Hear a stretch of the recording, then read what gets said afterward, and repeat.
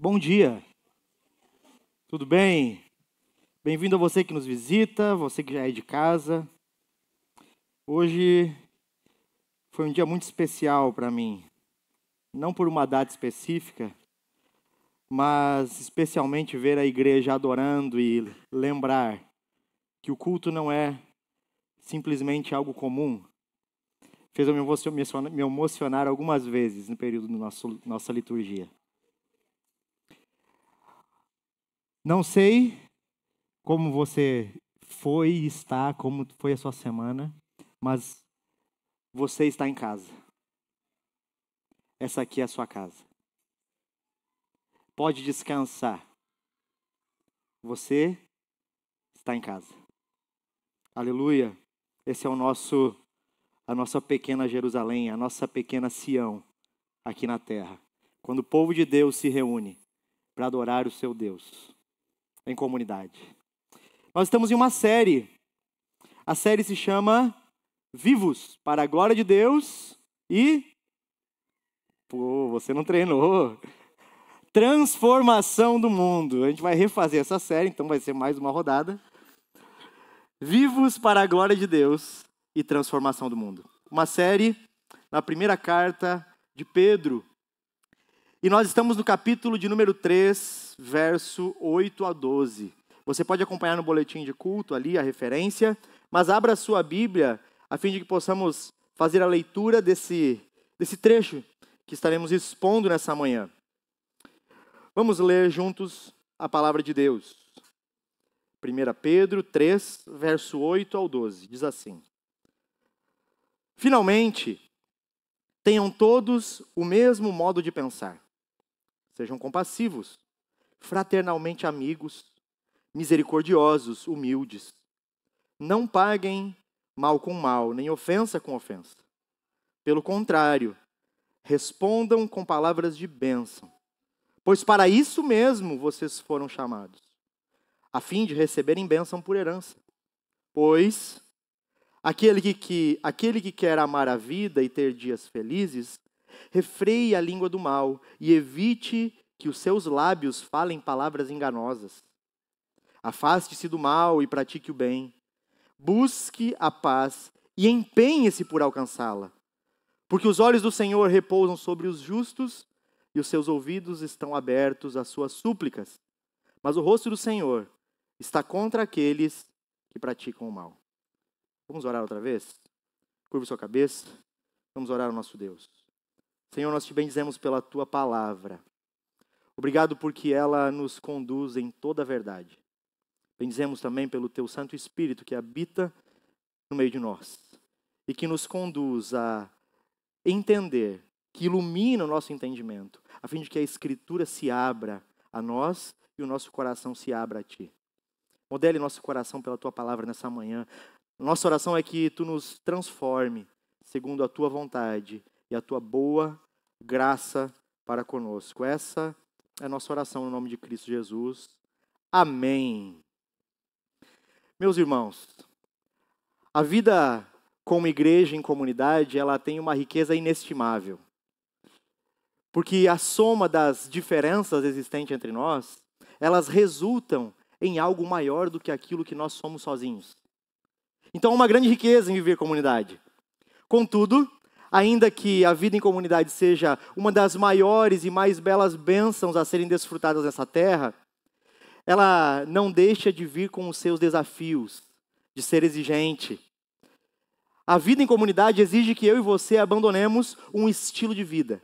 Que estilo de vida é esse? Um estilo de vida isolada. Uma vida autônoma, autossuficiente, independente. Mas por que então é importante o cristão não viver isolado? O cristão não viver sozinho? Primeiramente por causa da essência de quem Deus é. E porque nós somos chamados, e não apenas chamados, mas nós carregamos e expressamos a imagem desse Deus em nossas vidas. Logo, não faz sentido vivermos sozinhos. Carregamos a imagem de um Deus que é um Deus muito distinto em sua essência. E perceba que interessante, porque o Deus que nós servimos, você sabia que ele é uma comunidade em si? O nosso Deus é comunidade. Isso mesmo. O nosso Senhor, o Deus Trino, Ele é o único Deus vivo e verdadeiro. E esse único Deus vivo e verdadeiro existe em 3 pessoas distintas. Ele é um só Deus, mas existe em Deus Pai, Deus Filho e Deus Espírito Santo. Então, essencialmente, Deus é uma comunidade. E uma comunidade de amor. Logo, nós, como seus filhos, somos chamados a expressar e adorar esse Deus. De que forma? Uma delas é abandonando um estilo de vida isolado. Então agora somos encorajados, impulsionados pelo Espírito de Deus a viver comunidade, por causa da natureza de quem Deus é. E esse Deus nos chamou para uma relação. Ainda que Ele nos tenha chamado individualmente pela fé, Ele nos chamou para uma relação. E uma relação de amor comunitária com Ele e com o próximo. Essa é a essência da vida cristã. O relacionamento com Deus e o relacionamento com o próximo. E existe algo muito impressionante. E já foi falado aqui hoje. Quando nós nos juntamos como família e povo de Deus, Deus se faz presente em nosso meio. E Ele se faz presente exclusivamente por causa de Cristo Jesus. Cristo Jesus então torna possível que eu e você possamos viver igreja. Isso é maravilhoso. Mas não é simples. Na verdade é muito complicado em tantos sentidos. E na minha experiência docente enquanto professor na rede pública, uma das propostas avaliativas é o trabalho em grupo. E isso é um grande caos. Porque a maioria não gosta. A maioria, a não ser aqueles que colocam só o nome no trabalho. Esses adoram essa modalidade. Mas a razão pela qual não gostam é simples. Trabalhar em grupo exige lidar com a diferença. Trabalhar em grupo exige compartilhar, dividir opiniões distintas, gostos distintos, contextos alheios. Isso é algo que muitas vezes nós não estamos dispostos a fazer.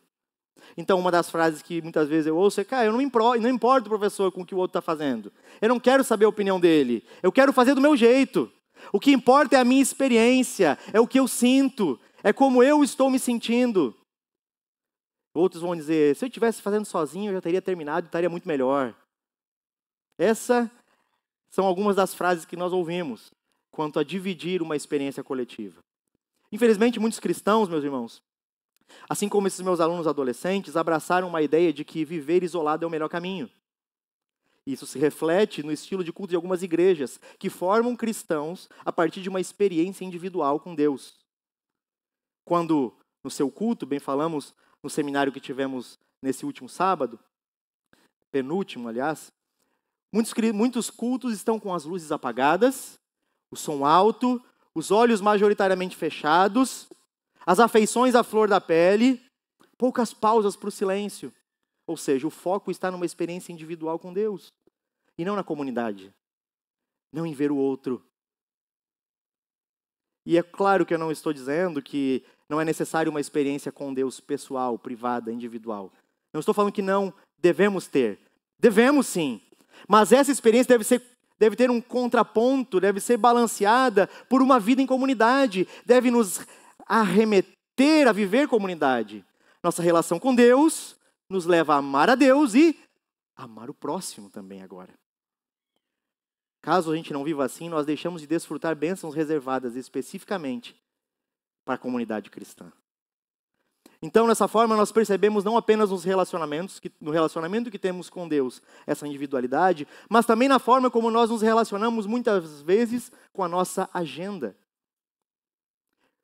Quantas vezes os compromissos que temos não nos roubam a prioridade que deveríamos ter na relação com o próximo, no cuidado, no compromisso que devemos ter com os nossos irmãos.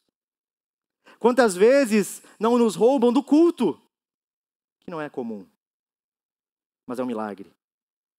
Nos roubam da igreja local. E o que Deus está fazendo é nos chamando a viver de maneira mais bela, então. E não há nada mais belo nessa vida do que viver a vida de maneira comunitária, em comunidade. E é exatamente isso que Pedro se preocupa agora. Ele enfatiza que, para além das nossas responsabilidades individuais...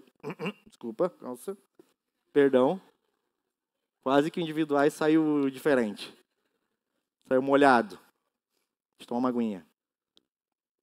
Além das nossas responsabilidades privadas, pessoais, individuais, e das nossas responsabilidades profissionais, coletivas em outros âmbitos, há um chamado para o cristão viver comunidade, viver igreja, a fim de que o testemunho de Cristo ao mundo se manifeste de maneira ainda mais completa.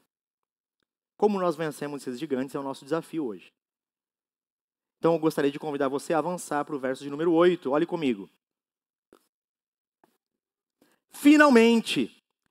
E eu paro nessa primeira palavra. Aqui nós precisamos entender que Pedro está encerrando uma sessão dentro de um contexto. Encerrando a sessão que ele iniciou no capítulo 2, verso 11. Lembra quando ele falou a respeito de como os cristãos deveriam se portar com relação a autoridades civis, com relação, então, a servos e senhores, e com relação ao seu matrimônio? Ensinando como lidar diante da oposição, ou com a oposição, a partir de um padrão. E o padrão é Cristo. Agora ele caminha rumo ao clímax do seu argumento. E no clímax do seu argumento, ele se volta para a igreja. Esse é o clímax do argumento dele. Como a igreja deve viver? Como o cristão deve viver no seio da comunidade? E agora ele vai dar umas orientações, e quando a igreja observa essas orientações, o que nós temos diante de nós é o retrato ideal de igreja. Como a igreja deve ser. Quando observamos ipsis literis, é como a igreja deve ser. É o nosso ideal. Amém? Não esqueça do que Pedro ensinou anteriormente. Que agora nós somos chamados a viver dessa forma, porque a nossa verdadeira identidade já não é como cidadãos dessa terra, mas somos peregrinos e forasteiros. Nos relacionamos e nos identificamos com Deus. E agora, por causa disso, testemunhamos Cristo ao mundo, para que eles vejam e glorifiquem ao Pai, a Deus que está no céu. Aleluia! Esse é o plano de fundo. Vamos então observar essas virtudes. E a primeira que nós temos no verso 8 é: tenham todos o mesmo modo de pensar, igual ânimo. O que significa? Pensar igual? Pastor, tem que pensar. Pense numa cor aí. 1, 2, 3, a gente vai falar junto. Azul. Não. Não é isso. Pense em um objeto para jogar em alguém. Cadeira. Não. Cadeira não se arremessa nas pessoas. Não é essa forma, essa maneira de pensar. O que ele está falando, a ideia de Pedro é: sejam unânimes no propósito. Sejam unânimes nisso. Desejem uma coisa só. Aquilo que é fundamental, o pensamento fundamental de vocês deve balizar tudo. As decisões, as tomadas, as escolhas, as reações, o norte da vida de vocês. Trabalhem por isso. Não é inconsciente, é consciente. Trabalhem para ter o mesmo modo de pensar e permanecer e crescer nele. Mas qual é esse pensamento? Filipenses 2:5 nos diz: tenham o mesmo modo de pensar de Cristo Jesus. Aquilo que devemos ser unânimes é no modo de pensar semelhante ao de Cristo. Mas como é o modo de pensar de Cristo? A vida de Cristo nos mostra o que Ele fez. E o que Ele fez nos mostra como Ele pensa. O que Pedro está falando é: olhem para Cristo para saber como vocês devem viver, agir, pensar. Como vocês devem ser unânimes, no que vocês devem ser unânimes. Enquanto comunidade, igreja, ainda que discordem em coisas segundas e terceiras, no que é primário, não. É caro que vocês conheçam o modo de pensar de Cristo e que isso governe a vida de vocês. É esse modo de pensar. E como Jesus viveu, se não glorificando o Pai, se deleitando nele e amando o próximo. Uma vida que tem um modo de pensar de Cristo é uma vida que glorifica a Deus e busca gozá-lo eternamente, mas também busca o bem do outro. Assim refletimos o modo de pensar de Cristo. Jesus como nosso paradigma, como nosso modelo, e agora então você olha para a obra e vida de Cristo. E olhando para a obra e vida de Cristo, você vê como ele pensava. Então o modo de pensar de Cristo se torna matéria-prima para todas as nossas decisões, para todas as nossas escolhas, deliberações. Talvez você diga que é difícil viver como a Escritura nos exige. E fale, eu não estou conseguindo tomar decisões segundo a vontade de Deus, pastor. E eu vou te perguntar, o quanto de Cristo você conhece? O quanto de Jesus você tem conhecido? A pessoa e a obra de Cristo? Então não me assombre, nem me assusta que você não tenha a habilidade de fazer escolhas corretas, segundo a vontade de Deus. O que Pedro está falando é, conheçam Jesus. Enquanto corpo de Cristo, conheçam Jesus. Olhem para a vida e obra dele. Aprendam o que ele fez e como ele viveu, o modo de pensar dele, sejam unânimes nisso. Isso é necessário. No demais podemos discordar, mas o pressuposto da unidade é conhecer Jesus. Ou seja, a respeito de Cristo e a sua obra, devemos ter a mesma convicção que nos é dada pela palavra. Amém? A segunda virtude, nós vemos a compaixão. Sejam compassivos. E agora então Pedro está falando, como igreja, vocês devem ser compassivos de maneira mútua. É necessário que vocês exerçam a compaixão mutuamente. O que significa? A compaixão tem a ver com se colocar e sentir a dor do outro. Se colocar no lugar do outro. Não de longe, mas de perto, sofrendo a dor, se alegrando com as alegrias. Como Cristo se fez carne e viveu nessa terra, foi tentado a fim de compadecer-se de nós nas nossas dificuldades. Então, será que não estamos apenas comprometidos apenas com o nosso próprio desempenho espiritual em meio à comunidade? Talvez estejamos vivendo igreja, mas preocupados com única e exclusivamente com o nosso desempenho espiritual diante de Deus. Ouvindo o Evangelho e aplicando exclusivamente a mim e não a nós. Será que talvez, em alguns momentos, nós não nutrimos um contentamento pecaminoso que diz, a igreja não está muito bem, mas pelo menos eu estou crescendo em virtude e piedade. Será que as dores e as lutas da igreja também não devem ser as nossas? Parece que sim. A dor de um irmão deve ser a nossa dor. É isso que Pedro está falando. Quando um irmão no corpo de Cristo sangra, todos nós estamos sangrando. Quando um irmão está pecando, todos nós pecamos. Porque você não representa apenas você, senão representamos uns aos outros diante de Deus. Somos um só povo, em uma só fé, um só batismo, no mesmo amor, com o mesmo Deus. Pedro está olhando e dizendo, é importante que vocês dependam, enquanto igreja, de maneira mútua, uns dos outros. Sintam o que seu irmão sente. Chorem uns pelos outros e se alegrem com a alegria uns dos outros. Somos membros uns dos outros ou não? É isso que ele está falando. E ele avança e fala agora sobre o amor fraternal. Olha ali no texto comigo. Fraternalmente, amigos. O objetivo, então, agora é demonstrar o amor que devemos nutrir uns pelos outros.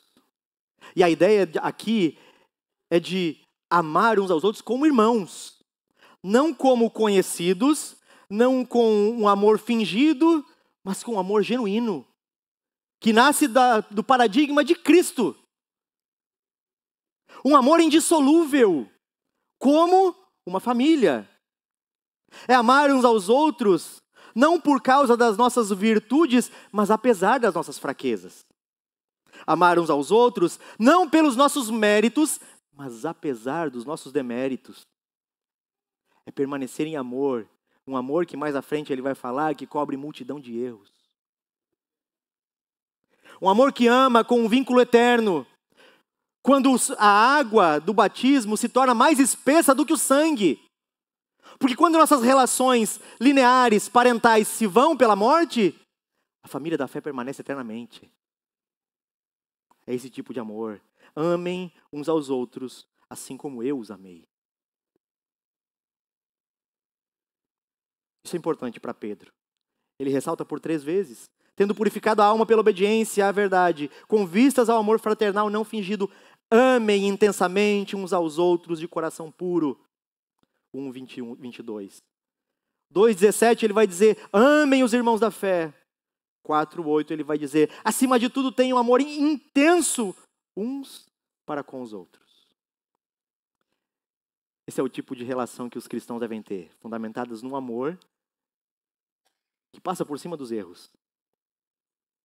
Porque muitos erros nos foram perdoados em Cristo Jesus. Que ama a despeito das incongruências, divergências. E aí nós entendemos que o que nos une é muito maior do que o que nos separa. Então o verdadeiro amor, a partir do entendimento do Evangelho, vai nos fazer algumas perguntas difíceis, mas que revelam o nosso coração. O quanto você está disposto a doar a sua vida pelos seus irmãos na fé? Você está pronto a se desgastar no lugar de receber? Como e com o que você tem gastado a sua vida? Essas são perguntas que o amor faz a nós. Perguntas difíceis. Mas nós somos chamados a refletir um Deus que é uma comunidade do amor. E se não amamos e vivemos assim, estamos fazendo isso talvez de uma maneira não tão sólida como Deus é. É difícil. Mas é uma virtude exigida, endossada por Pedro, a comunidade cristã. E ele avança e fala não só isso, mas sejam misericordiosos. Olhe comigo no texto. Misericordiosos e humildes. São virtudes complementares que precisam andar juntas, de mãos dadas. A misericórdia tem a ver com a disposição e a capacidade de assimilar a miséria alheia. Eu vejo a miséria, a debilidade, e eu me compadeço. Isso me causa uma afeição profunda. A mesma com Cristo, que Cristo teve quando andou nessa terra. Uma afeição profunda que moveu Jesus diante das necessidades do homem. Por cura, alimento, libertação, vida. Jesus socorre o homem em sua miséria, a despeito do que ele poderia dar em troca ou de seus méritos. Lembramos da parábola do bom samaritano. A misericórdia nos dá um coração afeito aos que necessitam. Que olha a miséria não com superioridade, porque está de mãos dadas com humildade. Mas olha a miséria, se compadece, se propõe em auxílio e ainda assim considera o miserável maior do que ele mesmo. E aqui é o que Pedro chama de humildade. Conforme Filipenses 2, 13 e 4. Não pense de você mais do que convém. Trate o outro como se ele fosse maior e melhor e primeiro do que você. É assim que a relação no seio da igreja deve ser. Uns tratando os outros, um tratando o outro mutuamente com humildade. A palavra de ordem da humildade, então, é serviço. E o símbolo que deveria ilustrar a humildade é alguém com um balde em uma mão e uma toalha na outra, pronto a servir. É assim que devemos considerar os nossos irmãos da fé. Humildemente. Sem medo de vivermos de maneira humilde. Mas há um problema aí. Porque me parece que, por muitas vezes, entendemos a humildade como um antídoto à autoridade. Se eu sou humilde, eu perco a autoridade. Se eu sou humilde, eu perco parte da minha dignidade. Se eu sou humilde, então a minha reputação vai por água abaixo. Eu deixo de parecer forte, capaz. Mas quem falou? Quem falou que nós devemos pensar na humilhação como algo que tira parte da nossa dignidade? Quando nós procedemos assim, o que nos falta, na verdade, é um coração humilde e servo, semelhante a Cristo. Tantas das discussões e brigas seriam sanadas na igreja se vivêssemos de maneira humilde. Viver essa vida de maneira muitas vezes humilhante aos olhos dos outros, não arranca a nossa dignidade. Ou você acha que Cristo deixou de ser Deus por lavar os pés dos seus discípulos? Prontamente, ele tirou o seu manto, pegou o balde, a toalha e lavou os pés um por um, quando nenhum deles teve a capacidade de fazer isso. O nosso Cristo andou o caminho que nós devemos andar. O reino de Deus é um reino invertido, onde o maior é aquele que serve. E assim Pedro encoraja os irmãos a viver em comunidade, mostrando para a igreja que a lógica que rege eles não é a mesma lógica do mundo. A lógica que rege eles não é agora: vivam assim, de maneira pomposa, busquem honra, busquem cada um o seu lugar ao sol. Não, pelo contrário. O que vocês devem viver é um amor fraternal.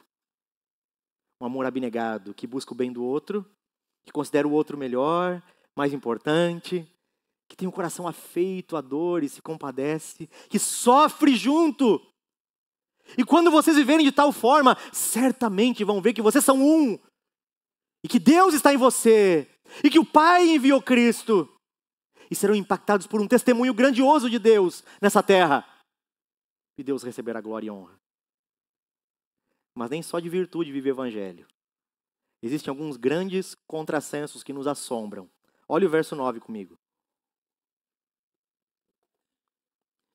Não paguem o mal com mal, nem ofensa com ofensa. Eu ia até passar direto. Porque isso aqui é algo muito tranquilo para nós. Então eu falei, cara, só vou falar porque eu preciso falar o texto. Mas para a gente é muito tranquilo. Quando nos xingam, nós abençoamos. Oh, abençoado Jesus. Oh. Quando nos fazem o mal, nós tratamos com cortesia. Óbvio que não. Não é fácil, meus irmãos. É um grande contrassenso cristão. Mas a questão aqui não é apenas não é que não é fácil, mas é extremamente difícil. Porque naturalmente a nossa disposição é o quê? Fez um mal, você vai receber um mal em troca. Você bateu em mim com a sua mão direita, é com a minha mão direita que eu vou bater em você também. Porque comigo é olho por olho e dente por dente. É toma lá da cá. E se eu puder, vai ser pior do que você fez para mim. Ninguém mandou pisar no meu calo. O termômetro que afere isso se chama autojustiça. O senso de justiça própria está incrustado em nossa estrutura caída. O senso de retribuição do mal com mal, da ofensa pela ofensa, está incrustado em nós. Mas fomos chamados. Lembre do pano de fundo. Agora nós identificamos com outra pátria. Agora representamos outra coisa. Não mais a nós mesmos. Mas o nosso paradigma é Cristo, o Senhor da igreja. A vida precisa ser distinta. Então, quando nós vemos uma grande injustiça, ou uma injustiça trivial, como na relação conjugal, como é sensacional a paz que invade a alma. Quando você retribui a ofensa com a ofensa. E quando você ganha o argumento. É uma paz tão grande. Esse é o senso de autojustiça, incrustado em nós. A razão disso é porque nós amamos esse senso. Isso nos traz uma sensação de agora o dever foi cumprido. Mas o que Pedro está falando é, ei, prestem atenção, não cedam diante daquilo que vocês viveram outrora. Fujam dessa lógica instintiva. Quando você morde um cachorro, não, você não morde um cachorro. Quando você bate num cachorro, ele vai querer te morder. Quando você toma o osso dele, ele vai querer te morder. Saiam dos instintos. Essa lógica carnal. E ele segue, e agora ele vai dizer: pelo contrário, respondam com palavras de bênção. Meu Deus do céu. Que difícil. Que exigente. Mas a nossa postura, o que Pedro está falando enquanto cristãos, olhar para Cristo como esse modelo, esse tipo, esse paradigma. E dessa forma agora nós devemos então nos opor, porque ele se opôs a toda atitude fundamentada em vingança. Porque ele não viveu assim. Pedro está encorajando os irmãos a exercer essa lei do contrassenso, a confiar que existe uma satisfação, não na vingança, mas uma satisfação ainda maior em pagar o mal com bem. Ele está ecoando o ensino de Jesus que fala, amem os seus inimigos. Quando baterem na sua face direita, dê a esquerda. Quando eles tomarem a sua túnica, dê também a sua capa. Quando eles obrigarem você a andar 1 milha, ande com eles 2. Porque eu e você não fomos chamados à vingança. Nós não somos juízes de nada. Nós não temos o poder de refrear o mal. Isso cabe a Deus. Isso cabe ao grande juiz. A nós nos basta imitar a Cristo, o nosso Senhor, que diante dos maiores insultos, ofensas e do maior mal, não puniu os seus algozes, nem os ameaçou. Antes ele se entregou ao Pai, que julga reta e perfeitamente. É o que Pedro fala no capítulo 2, verso 21 em diante. O próprio apóstolo Pedro falando. A nós cabe então o que, meus irmãos? Orar por aqueles que nos causaram mal. Evitar os insultos e as ofensas e confiar em Deus. Assim que enquanto cristãos devemos nos portar em meio à comunidade da fé. Sejam insultos de dentro, sejam insultos de fora. Sejam nossos irmãos em Cristo, ou talvez não. Sabe por quê? Porque para isso vocês foram chamados. Novamente voltamos ao pano de fundo. Deus nos chamou para tal. Vivam assim, irmãos, porque Deus chamou vocês para serem distintos como Cristo também foi distinto nessa terra. Porque vocês devem viver com um estilo de vida que é um contrassenso a esse mundo. Porque a forma de vida de vocês é cristocêntrica e avessa a esse mundo. Fomos chamados a antagonizar a maldade desse mundo, vivendo como Cristo. E segundo, porque existe uma recompensa, meus irmãos, a fim de receber bênção como herança. Há uma recompensa guardada, futura, aqueles que permanecem fiéis ao Senhor, que permanecem seguindo os passos de Cristo, que permanecem no discipulado de Cristo. Aqui não tem a ver com barganha, obedeça para receber a salvação, porque a recompensa não é obtida, ela é graça, você ganha. E Pedro está se dirigindo a crentes já.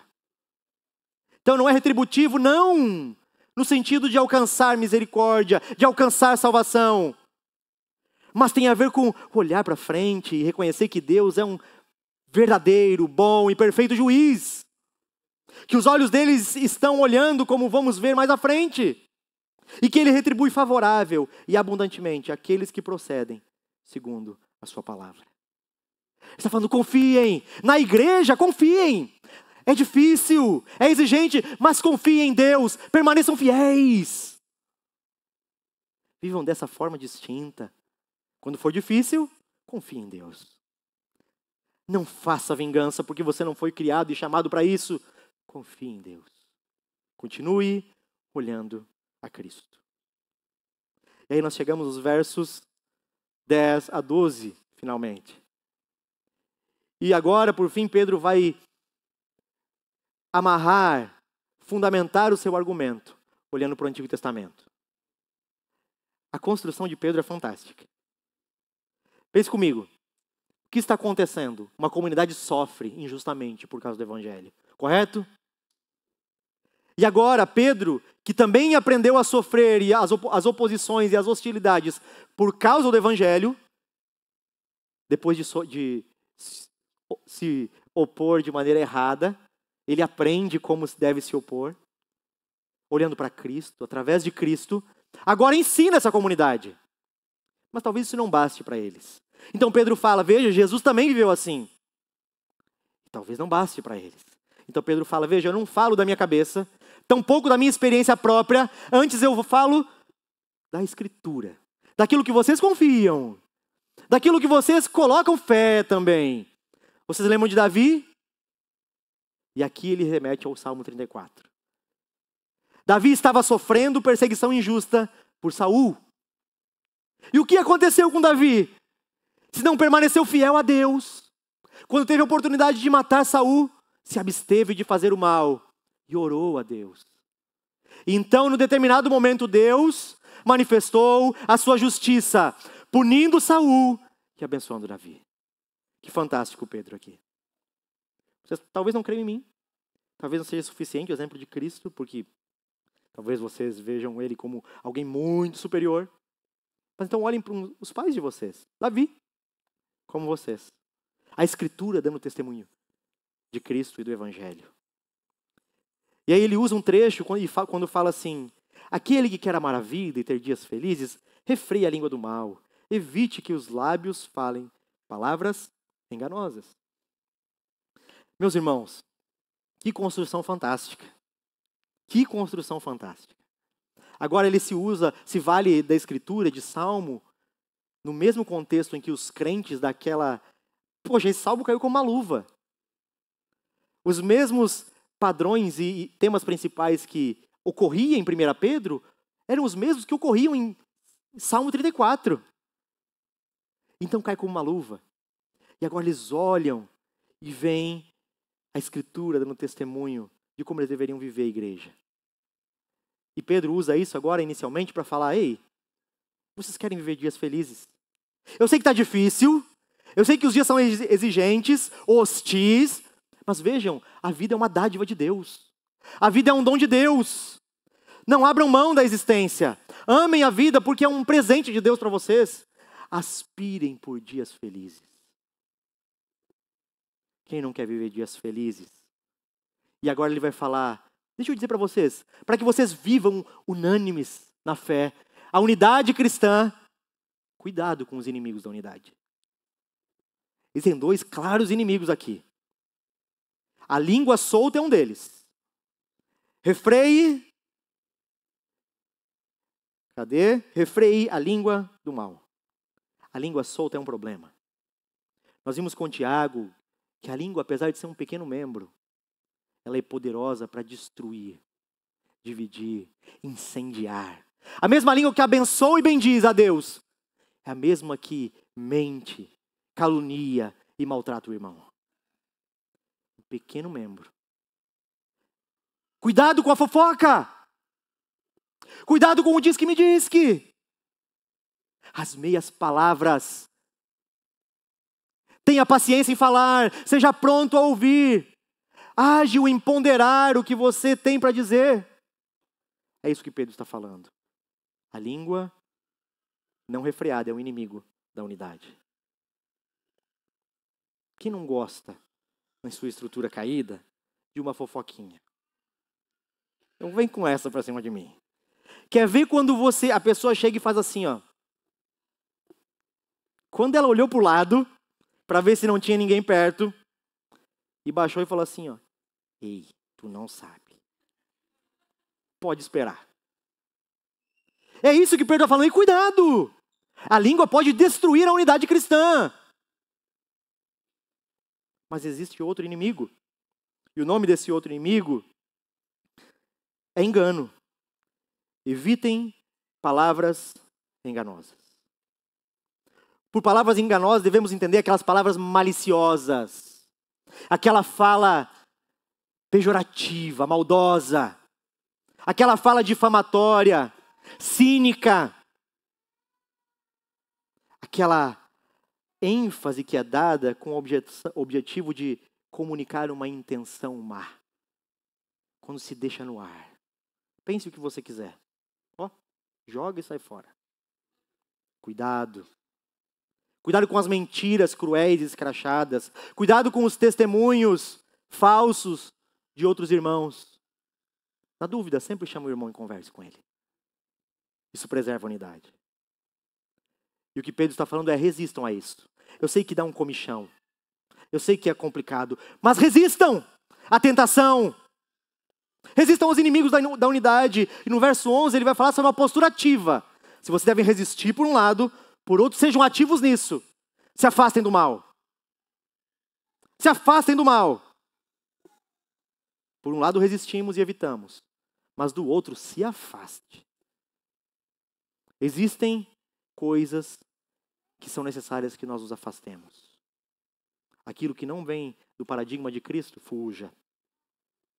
Muitas vezes é necessário se afastar do mal.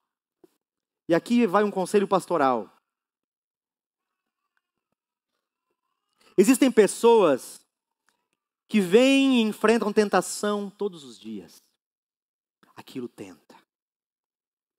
E ela vai naquele sentido, porque ela tem que ir por ali. Mas aquilo tenta o coração dela. Ela é assediada nas suas afeições. Mas ela continua indo por aquele lugar. Passando por aquele caminho. Frequentando aquele lugar. Se relacionando com aquelas pessoas. Fazendo as mesmas coisas. Porque ela acredita que consegue resistir à tentação. E talvez ela fale: não, mas como assim? Então, se eu sair e parar de ir por esse caminho, eu não estou confiando em Deus na luta contra o pecado. Será? Talvez a maneira bíblica de encarar isso, e mais sábia, não tem a ver com não confiar em Deus, mas tem a ver com confiar tanto em Deus, ao ponto de desconfiar de si mesmo. Significa não que você não está confiando em Deus, senão que você não está confiando em você. Na sua fidelidade, no seu compromisso, na sua forma de lutar e permanecer resistindo ao pecado e à tentação. Então você confia tanto em Deus, ao ponto de desconfiar de si mesmo. Na verdade, isso representa proteger você de você mesmo. Então, pare de se expor a tentações desnecessárias.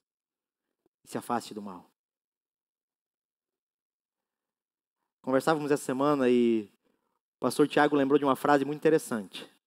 Aprenda a confessar tentações para alguém mais maduro, para irmãos mais velhos, para que não seja necessário confessar pecados. Aprenda a confessar tentações para que não seja necessário confessar pecados.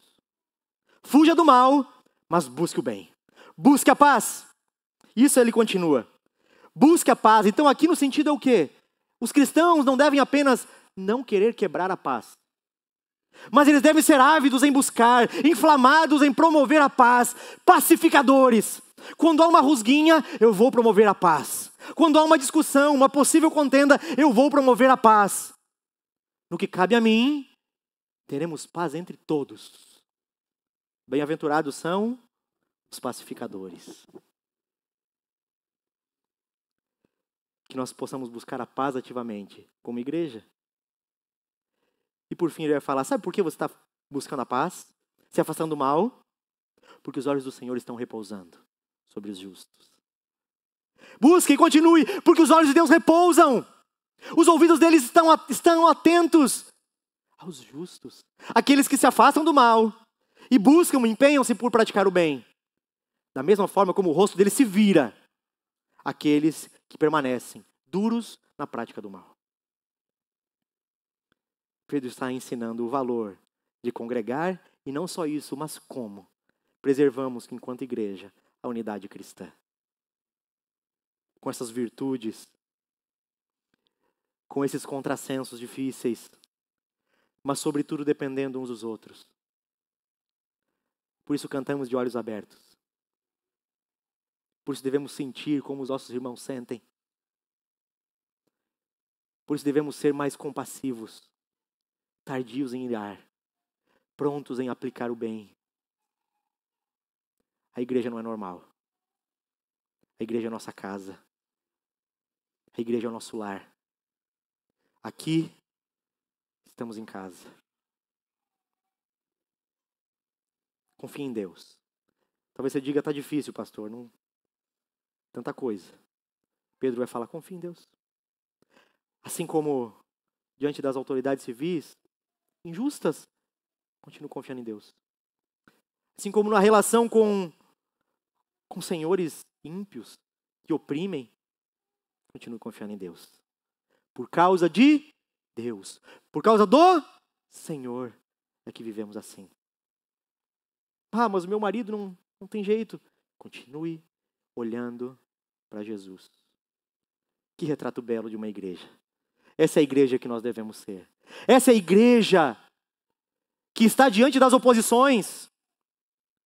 Essa é a igreja que está diante dos desafios, da perseguição, do sofrimento, mas encontrou um lugar seguro em Cristo.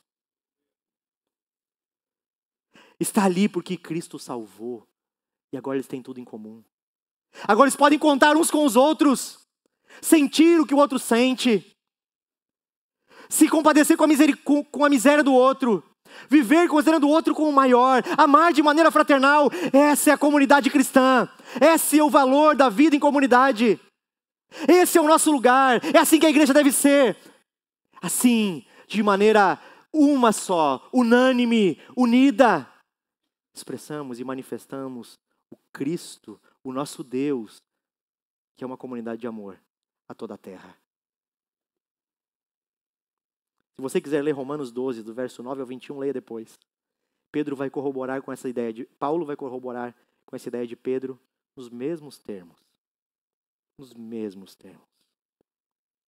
E eu fico pensando, qual seria o impacto real de uma comunidade local inteira que abandonou o seu estilo de vida isolado? Independente. Qual seria o impacto de uma comunidade local inteira que passou a amar com amor fraternal e mútuo uns aos outros? Que considera o outro maior do que ele? Qual seria o impacto disso nas famílias dessa comunidade? Qual seria o impacto disso no bairro em que essa comunidade está inserida? Na cidade! A igreja não é normal. A igreja não deve se aformar à cultura do mundo. Mas isso é difícil, meus irmãos. Nós conseguimos? Vou contar até 3, a gente responde junto. 1, 2, 3. Não, nós não conseguimos. O nosso coração se desvia, cada um para o seu próprio caminho. Nós, como ovelhas desgarradas, seguimos fazendo aquilo que Jesus nos comprou para que não fizéssemos. Ele nos reúne no aprisco, chamado igreja, e nós continuamos fugindo, nos desviando, em nossas agendas, em nossas prioridades, em nossos compromissos.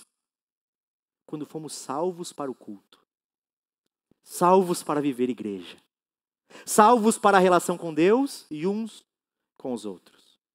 O que fazer então?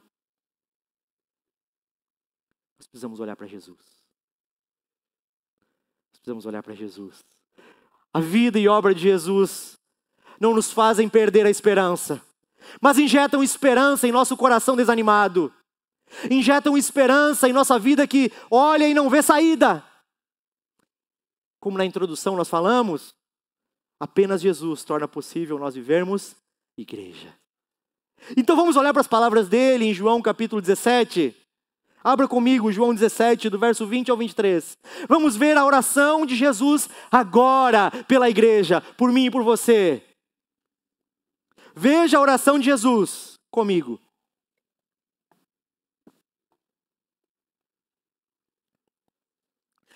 João 17, verso 20. Não peço somente por eles, mas também por aqueles que vierem a crer em mim por meio da palavra que eles falarem, a fim de que todos sejam um. E como tu, ó Pai, estás em mim e eu em ti, também eles estejam em nós, para que o mundo creia que tu me enviaste. Eu lhes transmiti a glória que me deste, para que sejam um, como nós o somos. Eu neles e tu em mim, a fim de que sejam aperfeiçoados na unidade, para que o mundo conheça que tu me enviaste e os amaste, como também amaste a mim. Meus irmãos, nós podemos ter esperança não por causa de nós, mas apesar de nós. Apesar do seu vizinho errado, apesar de você errado, apesar das nossas debilidades, dos nossos deméritos, das nossas fraquezas, temos esperança, apesar de nós, porque Jesus é o nosso intercessor diante de Deus, e Ele está orando nesse exato momento, falando: Pai, que eles sejam um como nós somos, que eles manifestem diante dos homens a glória que nós temos na Trindade, que eles manifestem no amor fraterno uns pelos outros, assim como eu e tu somos um. Não por causa de nós, mas apesar de nós, meus irmãos. A oração de Jesus está nos aperfeiçoando na unidade. Podemos confiar em Cristo. Podemos confiar em Cristo. É Ele quem torna possível desfrutarmos desse milagre, chamado igreja. Pessoas que não seriam amigas, são chamados de irmãos. E não só podem, como devem contar uns com os outros. Chorar as dores junto e se alegrar juntos. Isso é um milagre. Isso é unidade promovida por Cristo, mediante uma intercessão, nesse exato momento, ao Pai. Então eu finalizo com 2 breves aplicações. A primeira é: aprenda a depender do outro. O quanto antes você entender que Deus te criou manco, melhor. Quanto antes você entender que Deus te fez dependente, incapaz, melhor. E sabe como Ele faz isso? Ele dá missões a nós que nós não conseguimos cumprir sozinhos. É impossível manifestar a glória dele sozinho. Manifestamos, em certa forma, a imagem dele em dignidade, respeitando a dignidade que há na imagem de Deus, refletida em cada um de nós. Mas não conseguimos manifestar a pluralidade de Deus sozinhos. Precisamos uns dos outros. Mas isso é difícil. É muito difícil reconhecer que nós precisamos de ajuda, que nós dependemos. Uma vez Deus parou a mim e a minha casa. Nós não conseguimos nem fazer o almoço. E a gente precisou aprender que nós não conseguimos sozinhos. Foi onde nós aprendemos que a igreja também consegue. Que a igreja é lugar de suporte. Entenda que você foi feito manco por Deus. E nessa manhã Deus deseja destruir algumas reputações, entre aspas. Porque a unidade da igreja do Senhor é mais valiosa do que o seu orgulho. É mais valiosa do que o seu ego. Então pare de sofrer sozinho e sozinha. Se não descobrirem, poxa, ninguém veio atrás de mim, mas você não fala. Aprenda a depender do outro. Aprenda que você não consegue sozinho. Desfrute da bênção que é viver igreja. E Deus faz isso para que nós entendamos que só conseguimos refletir a sua imagem plural de maneira coletiva. Só conseguimos refletir o Deus que é uma comunidade de amor na comunidade, vivendo junto. E por fim, viva para servir. Parece que foi combinado, mas é uma agenda de Deus. Hoje mesmo o pastor Luiz falava a respeito da dificuldade e da desistência de tantas pessoas do ministério infantil. Fato pelo qual uma sala não está funcionando hoje. Viva para servir. E nesse ponto eu quero ressaltar exatamente isso, serviço a Deus. Com isso eu quero dizer, a nossa resposta de gratidão a Deus expressa na forma de envolvimento, tempo, energia e vida despendida na igreja local. Afinal, um entendimento correto da pessoa e da obra de Jesus, do Evangelho, nos leva a reorganizarmos as nossas agendas. Um entendimento correto de quem Jesus é, o que Ele fez e faz por nós, do que o Evangelho é, nos leva a reorientar tudo em nossa vida. Das menores e mais triviais responsabilidades, às maiores e mais complexas. Porque não há nada mais importante do que Cristo e a sua obra manifesta na igreja local. Fomos salvos para cultuar a Deus. E o culto é adoração. E a adoração é um encontro intenso com Deus, como apenas Ele proporciona e nos termos que Ele determina. Jesus morreu por um povo chamado igreja. É importante para você o que é importante para Jesus? Meus irmãos, uma das formas mais contundentes e efetivas de vivermos unidade é servindo o corpo de Cristo. Uma das formas mais maravilhosas de manifestarmos a unidade é nos envolvendo com o ministério, com um coração zeloso, apaixonado por Jesus. Como você se envolveu quando começou a caminhar com Cristo. Um coração que queima e vibra por Cristo. Que te salvou do inferno para a vida, da morte para a luz eterna e glória com o Pai. Um tesouro inacessível, mas que agora nos faz vivos e nós podemos acessar por causa da obra cruciforme de Jesus. Será que isso não tem valor, esse tesouro para nós? Assim nós podemos edificar os nossos irmãos. Lutar pela paz. Amar a Deus, e uma das evidências de amar a Deus é amar o próximo. Se não temos afeição pelos de casa, pelos domésticos da fé, como então amar os de fora? Que nós possamos amar a Cristo. Fomos salvos para viver igreja, em adoração a Deus. Que o Senhor nos ajude. E eu termino com essa pergunta para que você vá refletindo para casa. Como temos escolhido gastar a nossa vida? Pense nisso nessa semana. A partir do Evangelho. E que possamos juntos manifestar a unidade. E Cristo na cidade. Em nome de Jesus. Vamos orar? Se coloque de pé.